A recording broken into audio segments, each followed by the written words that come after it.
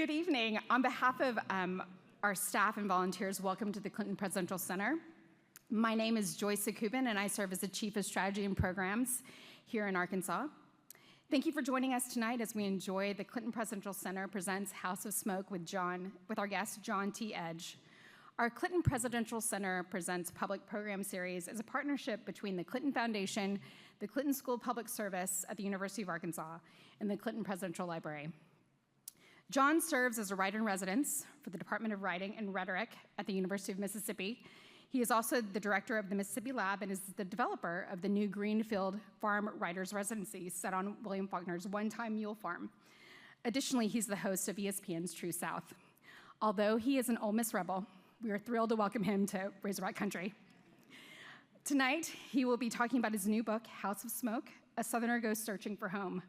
In his new memoir, House of Smoke, John takes us on a journey through a South that has both embraced and challenged him, a search that begins in his small hometown of Clinton, Georgia, and eventually leads him to his home today in Oxford, Mississippi, all by showcasing the love we feel for our people and place. This is a story that reminds us that understanding where we come from is the first step toward understanding who we are. My friend and colleague, Patrick Newton, Director of Communications for the Clinton School, will moderate the conversation. Following the program, John will sign copies of House of Smoke. Books are available for purchase from the Clinton Museum store. Tonight's program would not be possible without the generosity of our Clinton Center members and supporters. Please help me thank them.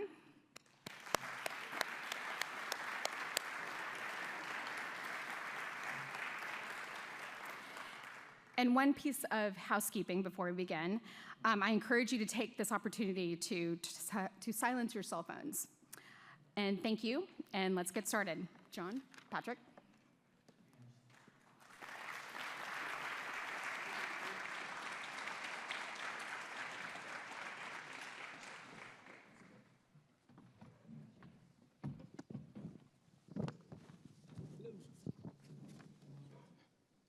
John T., thanks for being here. My pleasure, Patrick.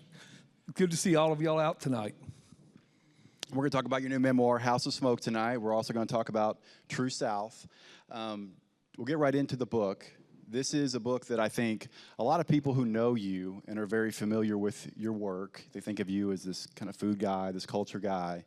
And this book certainly encompasses those things, but that's not the focus of this book. Yeah. What made you want to write a memoir, and one that is, at times it's dark, at times it's hilarious, at times it's somber, at times it's uplifting. I think this is a book that a lot of people would not have expected you to write. Yeah. Thank you for that question. I also want to say before I start that I really enjoyed talking to the interns and students today from the Clinton Center. You know, they asked really good questions, and maybe yours will measure up to theirs, if we're lucky. And maybe my answers will measure up to the ones I gave them. You know, I've written about the American South for almost 30 years now, and food has for the longest time been my way in. You know, I grew up in small town Georgia, and I grew up traveling the back roads of Georgia with my father. And barbecue was kind of the grail for us. It was, you know, the goal at the end of a day was to find great barbecue. My father was a federal probation and parole officer, and I learned barbecue from him. He would drive through small towns, would come home with tales of pits, and then I began to burn up the highway like him. The highway became my home when I was still a boy, and I always told myself that I was running towards something. And then as I got older and I began to dig into my own story and began to think about my relationship to the South more broadly, I realized that I'd kind of been running away from something. I hadn't been running towards something. I told myself that I was running toward the next barbecue joint, but I was running away from my past. I was running away from the story to tell about my family, the story to tell about my relationship to the very particular place I grew up in the South. And in a lot of ways, this book meant I would stop running and would face down my history and face down my relationship to my place and my family. And what are the challenges in that type of writing? I mean, you're someone who, for decades, has really thrived in telling other people's stories. And in this case, you're telling your own story. What were the challenges and the vulnerabilities that came with telling your own story? It's hard. I'm going to go back to writing other people's stories as soon as I come off book tour, because writing about your family is really hard. The thing I try to keep in mind all the while was that I wanted to be kind to everyone, including myself, and being kind to myself meant telling the truth. So for me, in telling this story, I wanted to also thread my story, and this is part of the technique of doing it, thread my story along the timeline of the South story.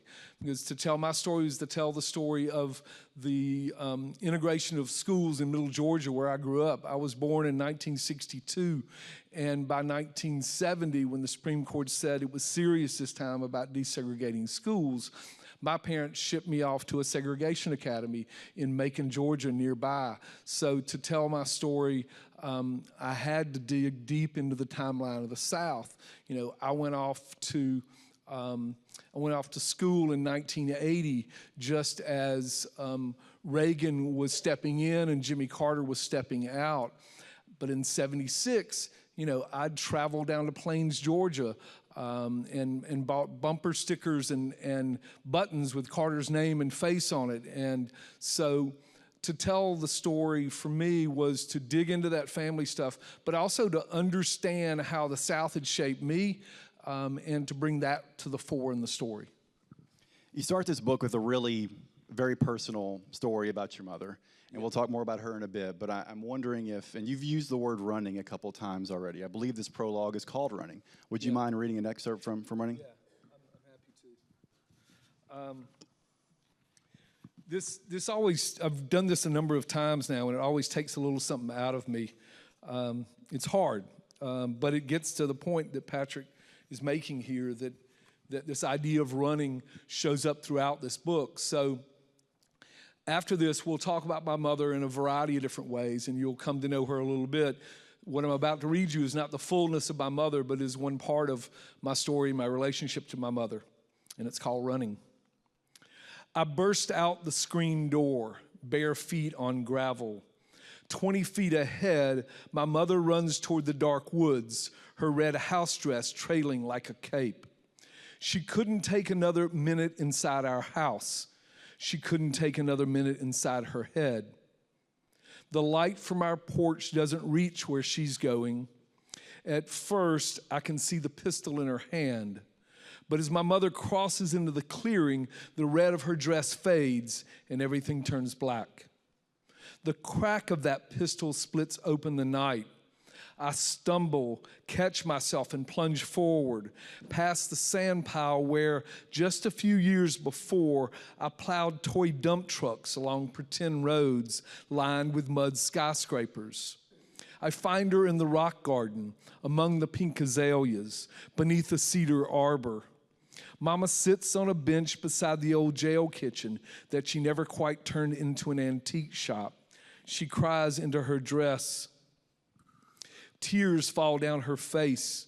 The pistol lies on the ground. Smoke trails from her cigarette. Was that a warning shot?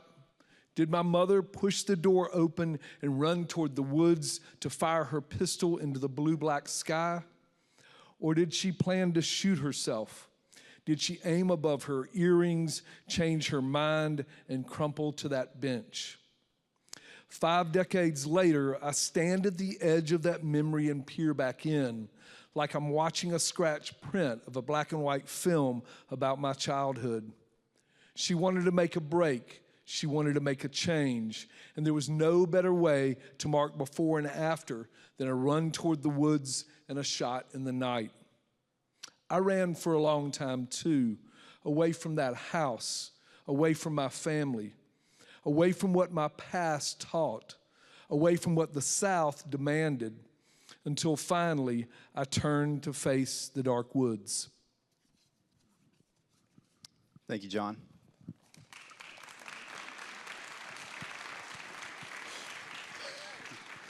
Thank y'all. That always kind of leaves me feeling unsettled. It does. And it's easy to understand why. And this book, you know, for people who haven't read it, it's a broad story. You could have introduced your book potentially in a lot of different ways. What made you want to lead with that prologue, and what was the process of writing that? Was that the first thing you wrote? Was it one of the last things you wrote? Was it in the middle? It's a really good instinctual question, because it was the very last thing I wrote. It was the thing I avoided writing. It was the hardest memory of my childhood. I wrote that like after I'd already turned in the book, and I'd written a preface for the book that was explanatory. And I read this book by Charles Blow called Fire Shut Up in My Bones, which I can recommend to you if you haven't read it.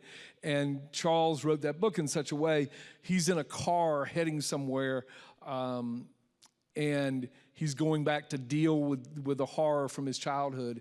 And he plunges you so deeply into the story that you're almost disoriented, and you have to figure out how to find a way out, how to find a way through the story. And that really inspired me. And my wife and I were in New York City. We were staying at the Chelsea Hotel, and I was sitting in the lobby. And that hotel had been host to people like Leonard Cohen and other great artists through the years. And there's something, I don't know, I felt something in that moment, and I wrote that forward there in that moment in like an hour-long burst.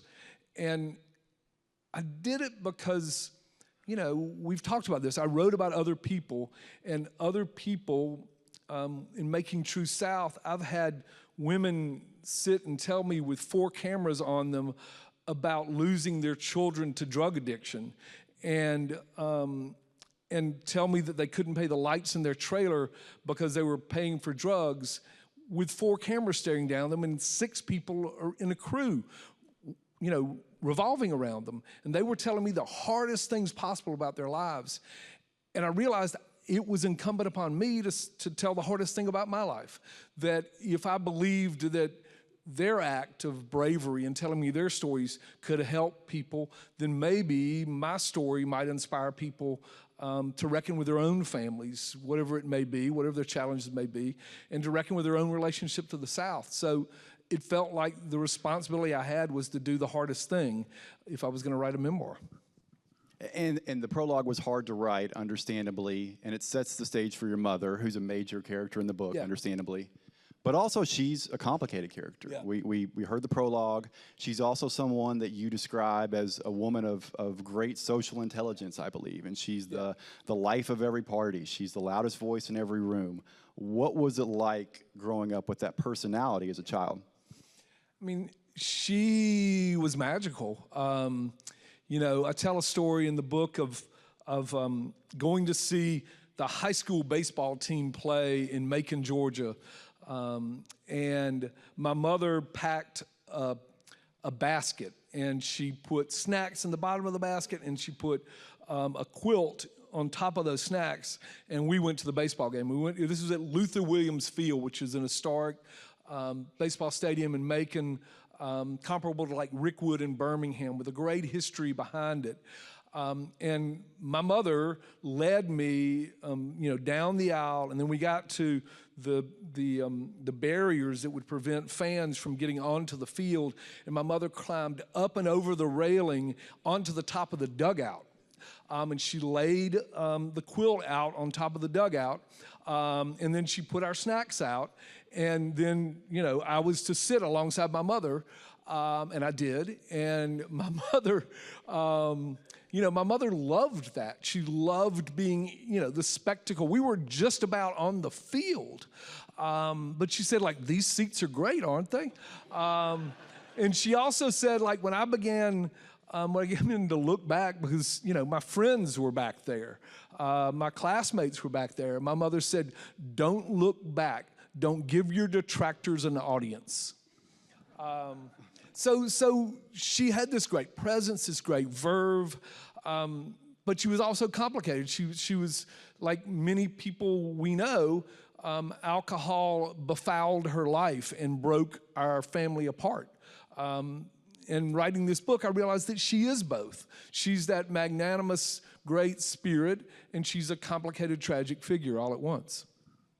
And your mother has, listening to some interviews you've done for this book, your mother gets a lot of attention, and rightfully so. She's a major part of the book. But your father also plays a major role in your life, your upbringing, albeit in a different way. And I really love how you use the first maybe 50 to 60 pages of this book. You do a great job at setting up the dichotomy between your parents and their personalities and how they raised you.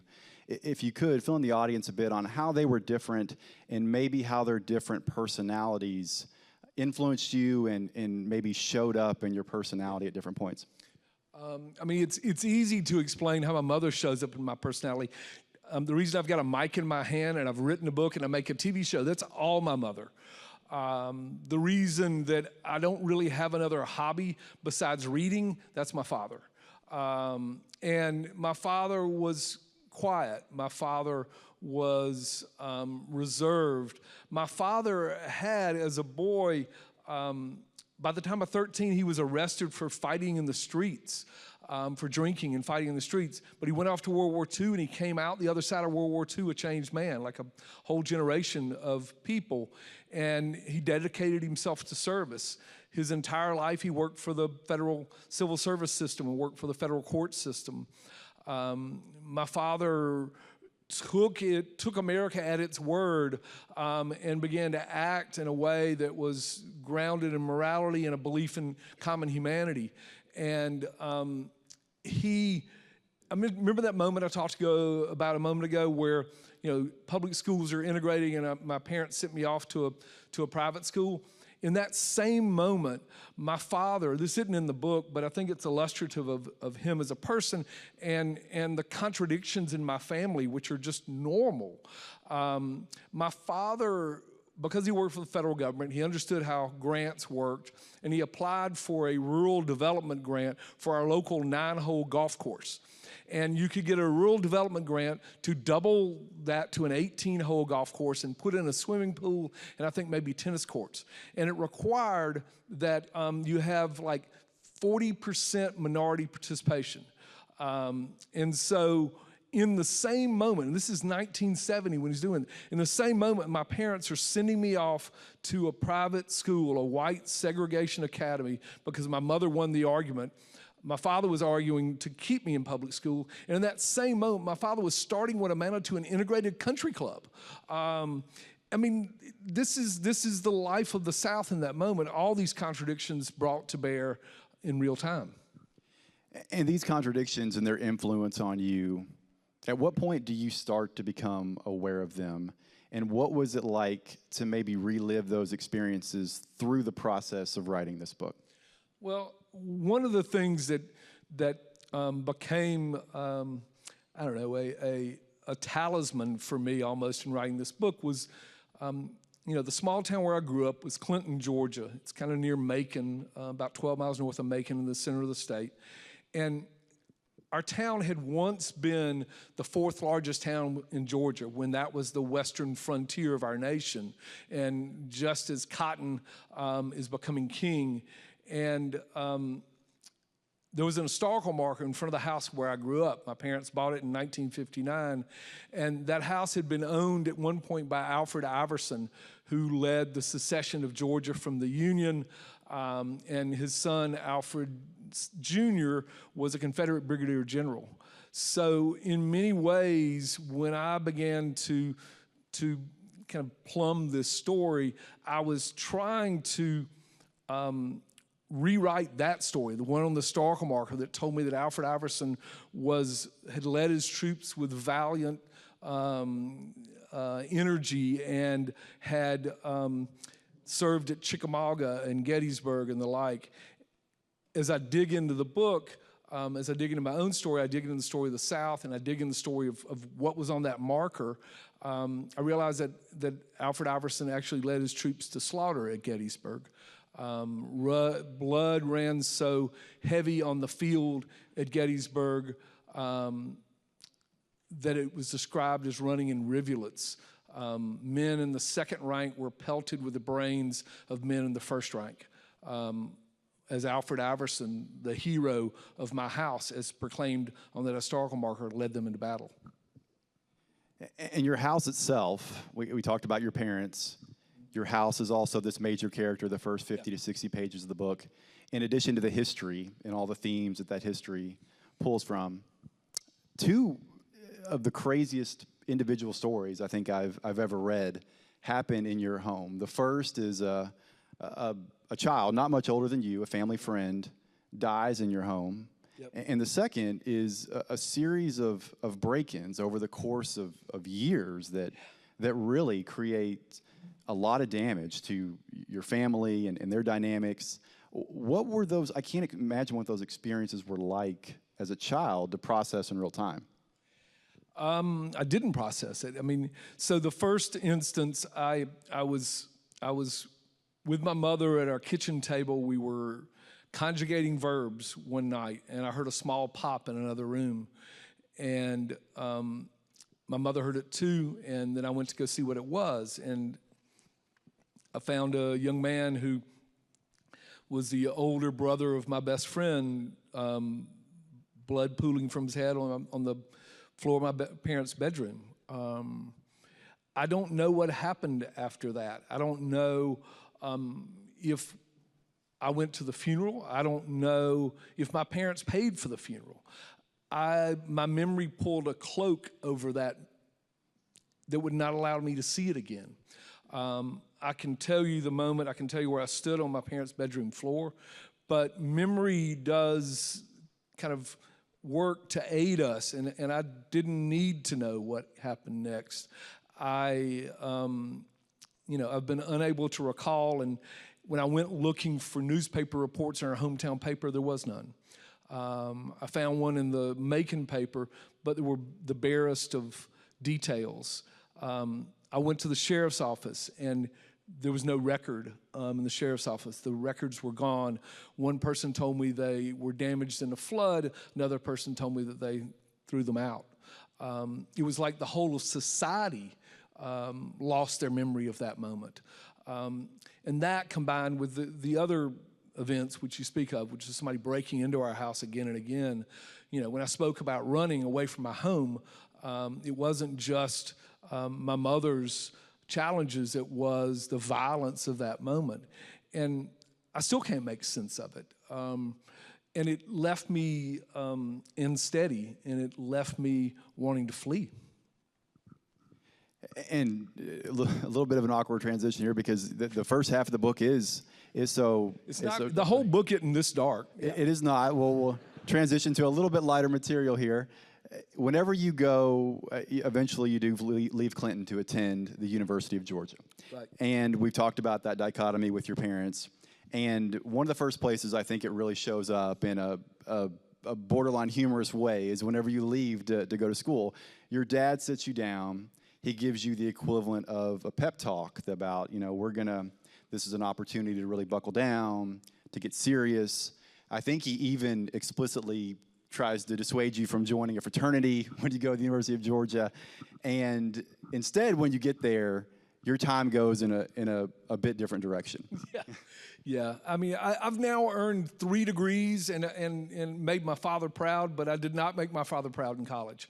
I exited the University of Georgia with a 1.8 and a long track record of booking great bands for my fraternity. If you know Southern music, I once booked the Flat Duo Jets for $50 and a handle of gin. I was proud of that. But I was lost in that moment. When I found Southern Studies, when I went back to college to reckon with my relationship to that historical marker and to the stories I inherited, I found my people and I found the thing I wanted to study. I got a master's degree in Southern Studies because of that. But when I went off to Athens, I was 17, and I was a young 17. I was angry at my parents for splitting up. They split up just as I was leaving. But more than that, I was in this transition moment in the South, too. I began college a year after Ralph Reed began college and was leading the college Republicans at the University of Georgia. I mentioned before, I began college as Jimmy Carter is stepping out and Reagan is stepping in. In that moment, I was confused about what I believed. I was confused about the direction of the country and what I wanted to contribute. And I was just I was lost, you know? And even while you're there, it's almost like you're finding some different identities while you're at the University of Georgia. You have the kind of a little bit of an Animal House type personality your first couple years. Then later in your time in college, you do tend to drift toward an identity that's maybe a bit inspired by the music scene in Athens at that time. And I think sort of foreshadows, you weren't necessarily delving into the arts at that point, but foreshadows the artist that you would eventually find yourself in whenever you moved to Oxford. Yeah. I mean, I saw this band called Jason and the Scorchers on a double bill with REM in Athens in about '82. And I still remember the moment Jason Ringenberger's lead singer was playing the Hank Williams song, I Saw the Light. And he was playing it like a dirge. He was playing it quiet. He was playing it soft. And about halfway through, he jumped up into the air and crashed back down into the crowd, all while playing his guitar and just screaming and screaming that same song. Instead of the lullaby, it became this kind of anthem of rebellion. And that was the first time I'd seen someone take something old and make it new in the moment. It's the first time I'd seen someone kind of reinventing Southern culture in real time. And over time, as I began to think about this, I connected that moment to what REM was doing. I mean, you know, REM, which formed the summer before I showed up for college in 1980. REM, you know, was saying to an audience, I am from the Deep South, but I'm not the South you know. REM was entering during the Fables of the Reconstruction tour. They would enter to the recorded music, the theme for the Andy Griffith Show. They were saying something to the South, and they were saying something to me when I was in college. And sandwiched between your university ventures in Georgia and Ole Miss, you do find sporadically some success in corporate sales of all areas. Yeah. You leave Georgia without a degree, but tell us a little bit about your career in corporate sales and why do you think that you were able to be so successful in that area? I mean, I left Georgia with a 1.8. I had to prove something to my father, had to prove something to myself. You know, I mean, this is, you know, it's not something I want for our son, and I talked to him a lot about this when our son was about to go off to college. I sat him down and I told him basically every stupid thing I could remember doing and every ditch I put myself in so that he wouldn't have to put himself in the same ditch, and he mostly listened. I was honest with him, and this book really comes out of that move to be honest with him as he's going off to college. That's enough, you know, to be honest. And once you find yourself at the University of Mississippi, I guess to begin, let's hear that story of how you learn about the program, you arrive, it feels like you're a duck in water once you get to Oxford. What about that program helped you find yourself? Yeah, when I arrived, Bill Ferris was still the director. This is before Bill goes off to be the head of the National Endowment for the Humanities in the Clinton administration. And Bill, I can still remember the first time I was in his office, and he had on like an Elvis T-shirt, and I still had a corporate job, and I had, you know, I had a Glen plaid green suit on. I can remember the suit still. And I was so earnest about wanting to go back to college, and his hair was falling into his face, and he basically said to me in a bunch of different ways, like, if you can imagine it, you can do it here. And I met people who were studying the front porch as a social space in the South, both architecturally and also just how humans inhabit a space and change it by way of the way they face the street or to the side. I met people who were studying beauty queen culture in the South. And it was inspiring to me because I didn't yet know when I enrolled in this program that I would use food as a way to reckon with my South. I just knew that the possibilities were quite open. And that was inspiring to me. I was also inspired by the center's public programs. The same summer I arrived there, the center staged a conference on Elvis Presley that included Will Campbell, the radical Baptist preacher from South Mississippi, talking about Elvis as redneck. and included Elvis, the Mexican Elvis, singing, and Stanley Booth, the great writer about rock and roll, speaking. It was this wild admixture of people and backgrounds, and it showed that the Academy didn't have to take itself so seriously, but in the midst of it all, they were taking Elvis quite seriously, which was radical in that moment. And you hit on something there. You know, the curriculum, the academic piece is important, but the people you meet in a place like that can really define your experience. And one of the people that you meet through the Southern Studies program is Joel Edgerton. If you could, talk a little bit about his influence on your life and your career over the next couple decades. So how many people here know the name John Edgerton? I mean, a few. Well, I'll offer you reasons to know him more. So John was a journalist and nonfiction writer. He wrote 2 big books, one called Speak Now Against Today, and it was about the generation before the civil rights movement in the South, really before Brown v. Board, wild-eyed dreamers who were pushing for progress when few were. And that book won the Robert F. Kennedy Award for History that year and was shortlisted for a Pulitzer. That was back in like 1992. A few years before that, he published another book called Southern Food at Home, on the Road, and in History. And it was the first book to take Southern food seriously. John talks in that book about paying down a debt of pleasure we owe to a previous generation of cooks and farmers and servers and the like.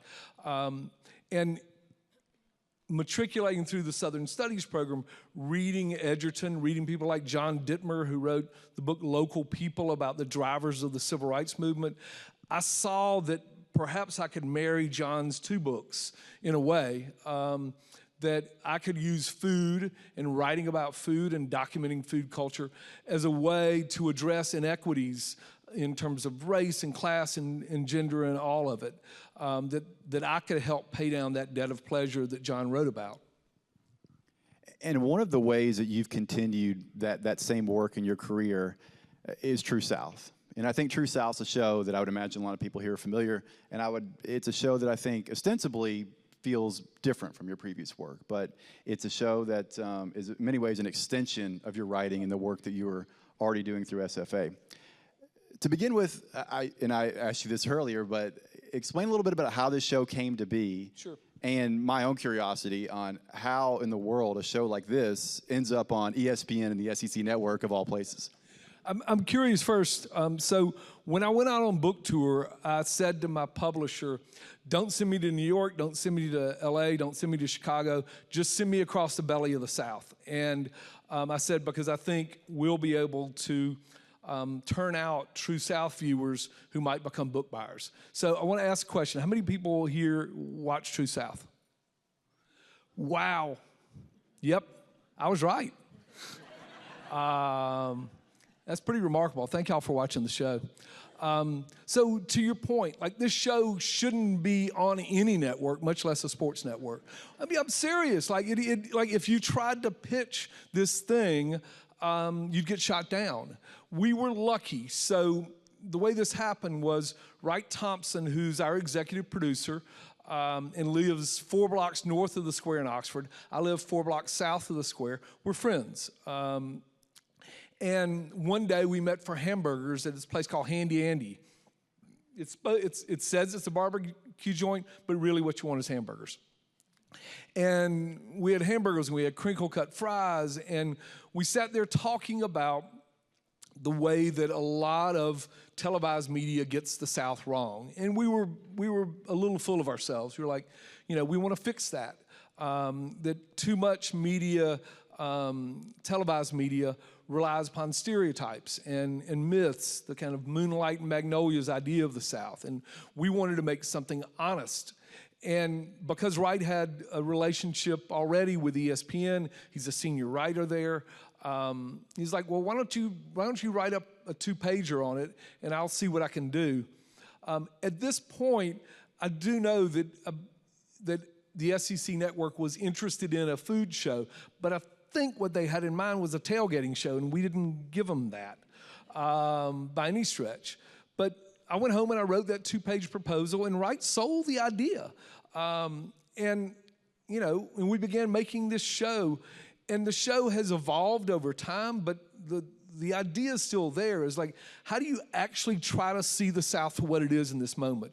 To sidestep the stereotype and actually see it, to turn the mic over to the people who you want to make a show about, and to follow their leads.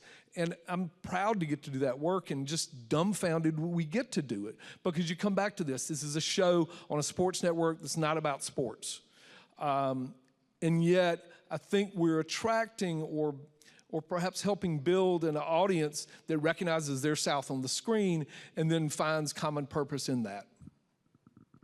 I'm also curious to hear more about, again, as someone who has really specialized in the written word for 2 decades, what were the challenges or growing pains of writing for TV, of becoming a host, and the logistics of running an actual television show?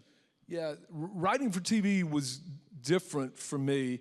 Writing for TV, I was talking to one of the interns about this, and there she is in the back. There they both are in the back, who asked really good questions.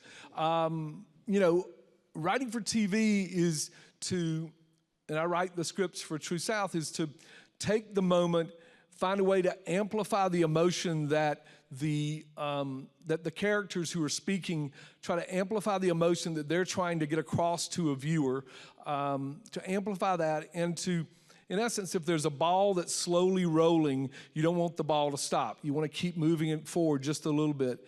And then the third piece is to stay out of the way, to realize that the images that your camera people have captured and the directorial decisions that your director is making and the music that's playing are having a bigger effect than your words. Your words should be propellants. I think that was my phone slipping out. Your words should be propellants, but they shouldn't be the focal point. They should remind you of something that gives you an emotional boost or brings you down, but they shouldn't get in the way of the images, the music, and the people. And you've already touched on this a bit, but did you anticipate, and what type of satisfaction do you get out of, you're reaching a different audience than what you wrote with your writing. What has that been like for you? My wife is the best judge of things like this, and my wife loves meeting people who watch the show. I mean, we'll be walking to dinner in Oxford, or we'll be visiting friends in Birmingham, and people will stop and want to talk about the show. And that could go one of two ways when you're with your wife. Like, they'll either, like, I'm being pulled away from my wife, but Blair's curious about it, and I am too, because the show feels real intimate to me, and people want to tell me stories about their families, and I want to hear them. We get, I probably get 20 letters a week from people who want to tell me something or ask me something. That exchange is really important to me, so I don't want to lose that. And I feel like this show is trying, in a small way, to kind of knit the South back together. It feels like we're in a very riven moment, and so how might we be able to pull this place back together? I'm not saying that we aspire to that. I'm not saying it's possible to do that, but I'm saying that it is in the back of my mind. How do you feel about talking about some Arkansas episodes of True South? Sure. Let's start with 3. 3 episodes. Let's start with Lake Village. And just to familiarize people a bit, am I correct that the general setup for each episode, you got 2 restaurants typically that are featured, how they're in conversation with one another, and maybe what they say in a deeper way about the town and the culture. Yeah, that's the formula. So we made a show in Lake Village a few years back, and the show began because I love Rhoda's hot tamales and pies from Lake Village, especially the half pecan, half sweet potato little mini ones. I see people nodding in the audience, which is great.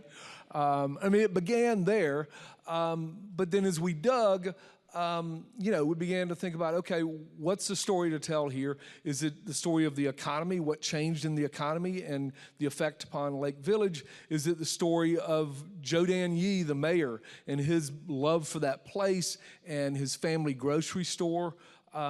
Is it the story of Cowboy Lee, the owner of a pizza house in Lake Village that does a side business in prime steaks in the same pizza house. There's entrepreneurship there.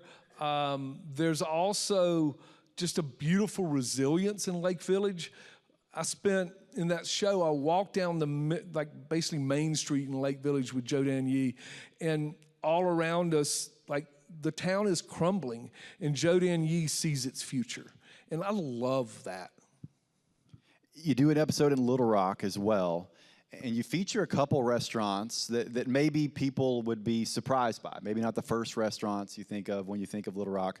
What was the show in Little Rock like for you? So, on the way back from filming in Hot Springs, right now we're looking for a place to get some food to take home to our families. So, when you've been on the road for a week and a half, 2 weeks, I try usually to provision. I try to bring something home for my wife for dinner that night. So by the time I get home, I'm a conquering hero. I've returned with good food. A friend had recommended this place called El Super Pollo on Baseline Road, set up underneath a little tent in front of a Western wear store. And that was it. I can't remember who gave us the recommendation, but we acted on the recommendation. And we stopped, and the chicken was just astonishingly good. It has a natto in the dye, and so it's almost orange, and bright orange, but the seasoning went all the way down to the bone. And the woman who was working there, I said, "So who owns this?" And I didn't know. Brock over there is the person who figured out who owned it for us. I called later, and he traced it down. But the woman who worked beneath the tent said, "Well, the same guy who owns this owns the Western wear store behind us, and he also owns the grocery store 2 doors down." I was like, so here's an entrepreneur. Here's the new economy of the South. And so in that moment, we knew we had a show. And you tapped into, or you already touched on, I should say, the Hot Springs episode. Yeah. 2 places that are iconic in the state of Arkansas, DeLuca's and the Pancake Shop, at pretty close proximity to one another. Yeah. There's my crew fell in love with Hot Springs. The history, the mobsters, the beauty of that town, of the thermal springs and the history of healing in that town. I still remember I interviewed a park ranger, and just sitting there talking to a really smart park ranger with that cool hat was just so much fun, overlooking the town. But more than anything, we fell in love with the people, and especially with Anthony Valenotti of DeLuca's. There's a moment when I'm interviewing Anthony, and we've talked earlier tonight about my book. The subtitle of it is "A Southerner Goes Searching for Home." And there's a moment when Anthony says to me, I grew up in Brooklyn, but I've found home. And he starts to cry, and so do I. I recognized in his search my own search, and I hope viewers see in his search and the emotion that brought forth, what it means to find home, to belong somewhere. And I think that's at the core of what the show is about. In the first season, we did a show in Shreveport, Louisiana, and we interviewed an artist there, and he quoted Eudora Welty, because someone asked Eudora Welty, the great novelist and short story writer, why do you live in Jackson, Mississippi? And she said, "Because it's home." And those words are almost an incantation, resound in that Hot Springs episode. And I think about that all the time we make this show. How can we give voice to and show on the screen what it means to claim a place as home? In your life as it stands today, you've got TrueSouth on ESPN. Your work with Garden and Gun. You're the writer in residence and the director of the Mississippi Lab at Ole Miss. You also teach at the University of Georgia. What do you feel like what's the next opportunity or thing you're looking at from a creative standpoint? Well, I hope we get renewed for more shows at TrueSouth. We've got 2 more seasons to go. I don't want to write about myself again. I know that. I do want to plunge back into a book. I love the process of writing books. I like having something to obsess over. I think that's joyous. It gives me purpose and focus. So I've been thinking about a book about, how many of y'all know Alan Benton's Bacon and Hams out of Tennessee? A few of y'all. It's remarkably great bacon and ham. And I've become friends with Alan and his wife Sharon. They live up in Madisonville, Tennessee. And we actually made a show about them set in Madisonville, Tennessee. It's the episode name. I'm fascinated, though, because Alan's getting up in age. He's no longer working 70-hour a week. Now he's down to 50. He's close to 80 now. And his son, Daryl, just stepped into the business. And it was difficult for Daryl to disentangle himself from his previous business because Daryl was a radiologist. He had a radiology practice. And Daryl, just a couple of years ago, stepped out of that practice and left behind all that medical training to step into this relatively small business, doing something at the very highest level possible in a small town in Tennessee, curing the smokiest bacon you'll ever have. There's an honor in that. I'm interested in that the way he's honoring his father, because I mentioned, the ways in which I've tried to honor my own father. I'm interested, too, in generational transfer, how a business is passed off. Our son, age 24, is working in Nashville now, and what might as well be the family business. He's working his way up through a bar. So he wants to learn the hospitality business. He wants to learn the restaurant business. And I'm thinking about how I pass on what I've learned to him. So I think there's universality in that story of Alan and Sharon and their son Daryl and the future of that business.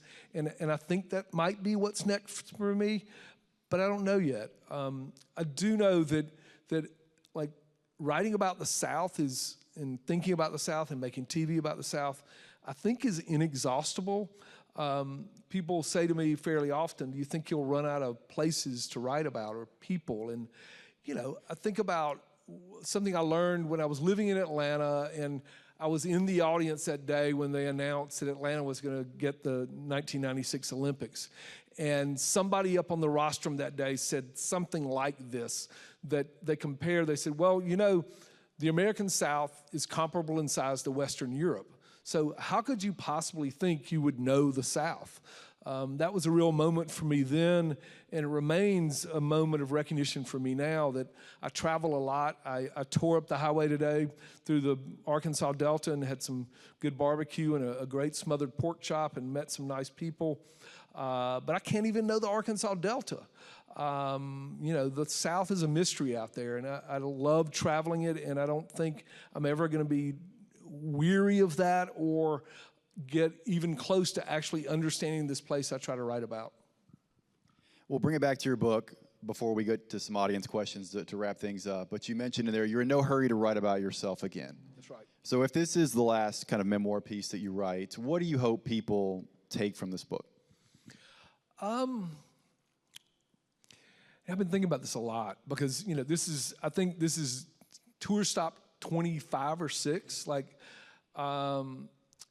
And I try, you came up with a great roster of questions. I picked on you at the beginning, but you came up with a great roster of questions. And I try, to answer questions in real time instead of coming out with something rote. And so today what I'd say in answer to that question is, this book is, I try to tell the truth, right? I try to tell the truth about my family, try to tell the truth about the South. And that can read as critical, and I think it probably is in some cases. But I've come to realize that criticism, well-intended, is an act of love. That to want more for and from your people is to believe more is possible, better is possible. And I think that way about the South, and I think that way about my family. And I've talked about this some, but I've come to, that old idea that to be a Southerner is to recognize that you love the South and on some level you hate the South. Like that's a common refrain. Like it shows up in William Faulkner's works and certainly in Absalom and other works. Shows up in the great poet Natasha Trethewey's works. Patterson Hood of the Drive-By Truckers, wrote about the duality of the Southern thing, and that's the duality of like I love this place and I hate this place. And I've come to believe that that's just not the way I want to move through the world. I want to love the South, and I want to love my people. I want to recognize that idea that criticism is an act of love. So, if you choose to read my book, and I hope you will, I hope you'll see a Southerner moving through the world with love. You know how this tough book begins. It arcs towards love and acceptance and belief. But it doesn't shy from criticism, doesn't shy from a want to make a better South and want to make a better self. We'll wrap up here with some audience questions. If you could introduce someone who's never been to the South to its culture through one meal, what would that meal be? Wow. I guess I would take them to eat a meat and three. Do y'all use that? Do y'all say plate lunch in Arkansas, or do you say meat and three? Plate lunch? Meat and three seems to be like it's intruded upon other people's ideas about what they call the midday meal. But you know what I'm talking about, like a meat and three vegetables. We don't have to call it a meat and three. To me, wherever you might eat that, like I stopped at this place in Marvel today, driving over, and it was half a Boys and Girls Club Center and a half a meat and three. And the women were just amazingly sweet and kind. I had smothered pork chops. That's where I had the smothered pork chop. I had Crowder peas. And, if you look at that meal, it is like a farmer's lunch from 2 generations ago. It's the midday meal, the groaning table that would have been set out for people returning from their labors to the biggest meal of the day, which would have been at midday. And if you can connect that meal of the past, farming past, the agricultural past that defined the South for so long, if you can connect it to the moment when we began to industrialize and we began to mechanize and we began to move from farms to cities, you can see the movement from that midday meal on the farm to the meat and three in a city cafe. And I think you can see the whole arc of the last 50 years of the South in that meal. So I might take them to that little Boys and Girls Center in Marvel. I might take them to a place called Johnny's in Homewood, Alabama, near Birmingham, run by my friend Tim Hansis, who was in the first season of True South, where he serves that same sort of food. But he grew up Greek in Jackson, Mississippi, and so instead of meatballs, he has keftedes with tzatziki sauce, and he still has collards, and he's still got cornbread, and yet his midday meal reflects his immigration patterns as well. All those stories can be told from that one kind of meal. Another simple one for you here. What Southern food tradition do we need to make sure is carried on to the next generation? I mean, I'll say this. And we talked about this when I was talking to the students and interns. Like, I'm as interested in what's the new traditions that are being born right now as I am worried about the traditions we might not carry forward. And I'm probably more interested actually in the ones that are being forged right now. So, I mentioned I grew up in Middle Georgia. I grew up about 1.5 miles from a barbecue joint. And my favorite Saturday lunch was a barbecue sandwich, a Brunswick stew, and a Mountain Dew or an Orange Crush. And that was what that barbecue sauce from Old Clinton Barbecue coursed my veins. Our son, who I mentioned earlier, is 24, grew up in Mississippi. He has an accent deeper than mine, and thinks of himself as a Mississippian, considers himself a Southerner. The lunch of his childhood was tacos al pastor and an horchata to drink. They both involve pork. I'd argue that his is basically like combining cornbread and white bread because he's eating it on a corn tortilla. I think of that meal as just as Southern. It reflects the South of today. So, you know, I want us to hold both ideas in our head, that we live in a South where the barbecue sandwich and the tacos al pastor both represent who we are and our traditions and ways of being to carry forward. What are your best practices for balancing your love and your critique of the South? I think it's always to take the long view, not to react emotionally in the moment, but to step back from the moment. I mean, that's the work of writing memoir. I mentioned, you know, I tried to be kind to everybody here, and I think I was. I wrote about some tough stuff in here, in moments when old friends betrayed me, you know, but I think I was still kind to them. And I think that's the way when you know, it's almost like, you know, a moment with a family member who says something that irks you, to remember they're your family and you're moving through the world forward with them, and to think about that when all encounters. I try really hard, especially when I'm in tense situations. This may sound a little self-helpy, but Lord, it's helped me. But when I'm in an airport and, you know, everybody's stressed out in an airport, I try to look people in the eyes they're going by.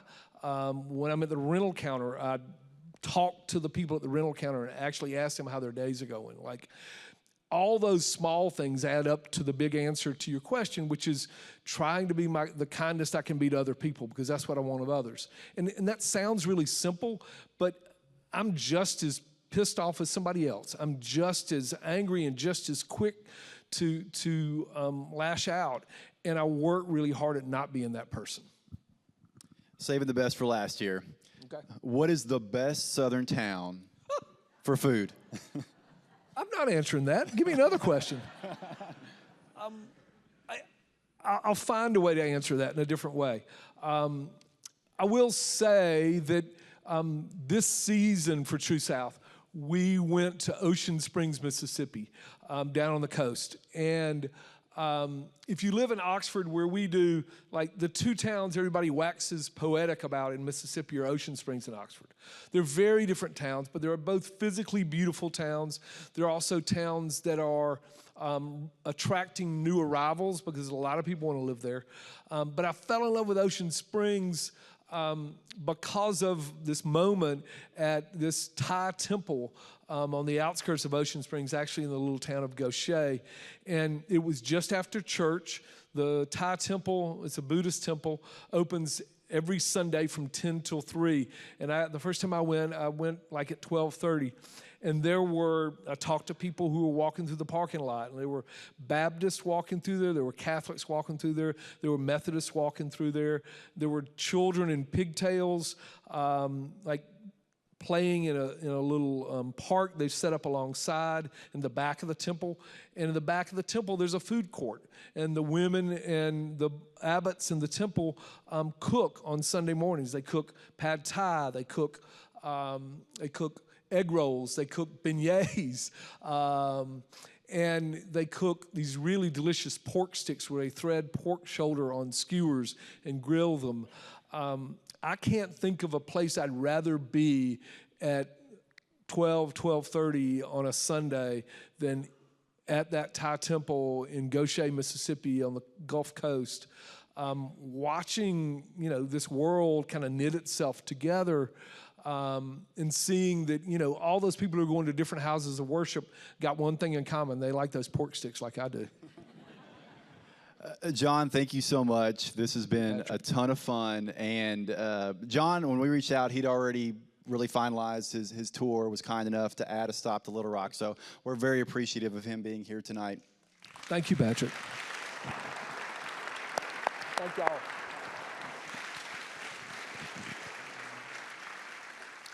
And if you haven't already, you can purchase a copy of John's book right outside. He's going to be signing copies as soon as we walk off the stage here. Thank you, everyone, for coming out tonight. This is an incredible turnout. We appreciate you. And everyone, drive home safely. Thank you so much. Thank y'all.